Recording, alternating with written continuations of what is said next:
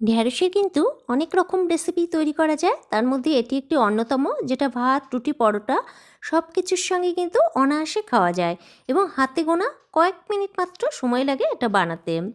কড়াইতে সামান্য তেল গরম করে হাফ চামচ মতো জিরে ফোড়ন দিয়েছি। এইভাবে কেটে রাখা আলুগুলোকে স্বাদ মতো লবণ দিয়ে ঢেকে ঢেকে হালকা ভাজা করে নিয়েছি।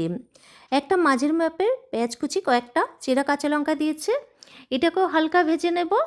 পেঁয়াজগুলো ভাজা হয়ে গেলে দিয়ে দেবো এইভাবে কেটে রাখা বেশ কিছুটা ঢ্যাঁড়স। ঢ্যাঁড়সগুলোকে 2 মিনিট ভাজা করে নিয়ে পরিমাণ মতো হলুদ দিয়ে দেবো। হলুদ দেওয়ার পর পুরোটাকে নাড়িয়ে চাড়িয়ে আর 7-8 মিনিট রান্না করে নেব। সব শেষে দিয়ে দেবো একটা স্পেশাল মশলা, সেটা গোটা জিরে, ধনে এবং শুকনো লঙ্কাকে ড্রাই রোস্ট করে আমি শিলনোড়াতে একটা মিহি পাউডার বানিয়ে রেখেছিলাম, সেটা দিয়ে দেবো। পুরোটাকে মিশিয়ে নিয়ে আর 2 মিনিট রান্না করে নেব। ব্যাস তৈরি হয়ে গেল ঢ্যাঁড়স আলুর একটা অপূর্ব স্বাদের রেসিপি। ভিডিওটা ভালো লাগলে আমাকে ফলো দিয়ে একটা লাইক ও শেয়ার করে আমার পাশে থেকো। সবাই ভালো থেকো, সুস্থ থেকো।